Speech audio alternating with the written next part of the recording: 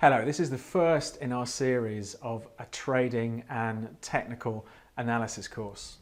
I'm David Jones. Welcome back to the latest video with me and Trading 212. Now, this week is going to be slightly different again. Over recent months, we've done a whole host of videos on technical indicators, charting, stop losses, market psychology, all of this sort of stuff. So we thought, well, the logical thing to do is do a total online charting and trading course starting right from scratch. So this is going to evolve over many weeks. We're going to start right off with the basics. So let me just explain a bit about this and the principles behind it. Many people, when it comes to trading foreign exchange markets and of course other markets, will look at technical analysis and charts. So that is going to be the bias of this course. You know, my background is very much in charting. I qualified as a chartist back in 1995. My first job was as a currency technical analyst and I worked in financial markets for 20 years. But it's not all going to be charts. You know, we are going to look at things like how fundamentals affect markets, trading around news events, and of course the all-important aspects of psychology and money management. But from today, let's start right from the basics and talk about charting and technical analysis. What it is, and maybe just as importantly, what it isn't. So first of all, what isn't it? It's not a magic system that's going to predict every move in the market. I think a common misconception, if you've never traded before, you start trading, you think if I can only get my charts right, my moving averages, my stochastics, my MACD, then untold riches is going to come my way.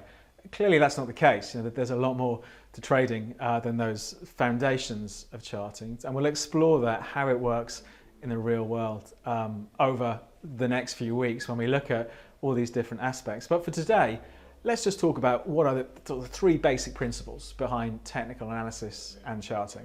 Okay, first of all, we have the idea that market price action discounts everything. So wherever the market is trading now, you know, that the buyers and sellers, through their actions, have decided that's the fair market price for that particular instrument. So all of the hopes, fears, expectations, they're all factored into the price right now. To use an example from the world of stock markets, you may hold a share. The share comes out with great results, but you see the share price fall. This can be baffling to a lot of people. But if the market was expecting good, solid results, chances are the share price was rallying into that results announcement. So this is, you know, one way where we can see that market price action, you know, discounts a lot of the news that's going in. So the assumption is that everything we need to know is there in the price. That's not to say, you know, you have to ignore the news and ignore economic announcements, but it is a basic part of technical analysis. Now, one of the other things that I've discussed various points over the last few months, markets move in trends. It's very rare that we see a market trading there and then suddenly bang, it's up there. So markets take a while to get to wherever they're going to, and this is in all sorts of time frames. So just to prove the point, let's take a look at three different markets and three different time frame trends. So let's look at some long, medium and short term trends. So here, it's an obvious one. It's Dow Jones going back to January 2016. I think it's fairly clear what the trend has been since then, and this has continued into September 2017. You know, we've seen a market that since the financial crisis has just continued to rise. And when it comes to a more medium-term trend, depending on how you class medium-term, here's a good example. This is the price of gold from the 8th of September through to the 29th of September. So we've got a 3-week trend where clearly, despite the odd rally along the way, the price of gold has edged lower from 1360 an ounce down as low as the 1280 area. So there's an example of a medium-term trend. And to wrap up the whole trend thing, here's a completely different market again. This is euro dollar. This is from today when I'm filming it. So from 5 to 4 in the morning. But you can see since about 7 o'clock, since the European session started, we have got a definite short-term trend for euro dollar, and one again that's paused. But again, over the last couple of hours, we've seen this market move higher. So short, medium and long-term trends.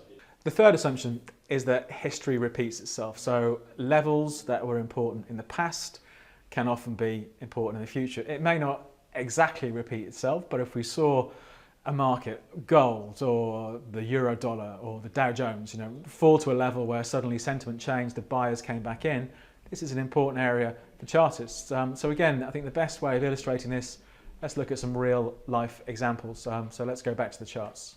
Let's quickly explore this idea of history repeating itself. Maybe not exactly, but in ways we can take advantage of. I'm going to stick with one market and we're going to look at different time frames. This is euro dollar. Let's look at what was happening towards the end of 2016. The market hit a low, traded down to 103.40, rallies, and about a couple of weeks later comes back to it again, 103.40, that level holds. So that was something that played out over a 2-week period. Let's see a similar thing happening again here. The market comes to a level, February 2017, and about 6-7 days later comes back to it, that level holds again. But then the market moves a long way away, so it goes from 104.80, rallies up to 109, so that's a 400-point move in euro dollar. Sells off, now doesn't get back right back to that level, comes within, I don't know, about 50 to 80 points of the previous level, but once again the buyers come back in. So this whole idea, previous levels can be important, and you can see it happening just during September. We'd seen a big sell-off towards the end of September, relatively big, following the German election. The market sold off for the first half of the week, but these old levels where buyers had come back in during August, around about 116, 116.50, have once again, so far at least, proved to be something of a floor for euro dollar. Let's look shorter term. So here's a much shorter term example. Then it happened over the previous couple of days at the time I was recording this. Look what happened. We saw 27 September 2017, the market has slipped down to around about the 117 level. And then this is about 1 o'clock in the afternoon. Then a day later, in the early morning of the next day, the market had rallied, had pulled back. But once again, we've seen finally sentiment start to change. We've seen buyers come back in again at 117. So an example where history does repeat itself. Clearly, this doesn't work all the time. Like I say all the way through this part of the tutorial, and we see levels break, but they can give us an idea as well that sentiment is still, in this example, negative. But I think there's a couple of good examples there, sort of longer term and fairly short term, where we do see this idea of history repeating itself playing out in the markets. So that's it. That's the basics dealt with, the basic principles behind this. What are the advantages of using charts? Well, you can follow lots of different markets. If you're a trend follower and the market, let's say dollar yen, that you're following isn't trending, maybe there's a great trend in gold, or maybe there's a great trend in the S&P 500, the US stock market. So you can apply these different approaches to different markets. If you're trading off the trends and off the charts and you decide a level is important and the market is not going to get past that level, and the market does, you have no excuses to hold on to your position. So I think in a way we can use the charts to try and enforce the all-important discipline of trading. So there's a couple of advantages with, of course, the disclaimer, nothing works all the time. So don't go into this thinking that if you can just get all your settings right, you're never going to have a losing trade. Because the important part, another important part, I think, of using charts and looking at levels, looking at trends, is it can help us when it comes to setting stop losses. But we'll develop on all of this over the coming weeks. But this week is just to set the scene, talk about the basic principles. Next week, we'll get into some of the first nuts and bolts of chart analysis. As usual, if you have any questions or stuff you'd like us to cover over the coming weeks, just leave us a message in those comments down below. If you like the video, click the thumbs up, and to make sure you don't miss out on the various episodes of this course, if you're not subscribed, if you click that button there, you'll get automatically subscribed and notified when the next one gets uploaded. But for this week, for the start, that's it, I think, from me, David Jones, and Trading 212, and we'll be back within a week's time with the first lessons.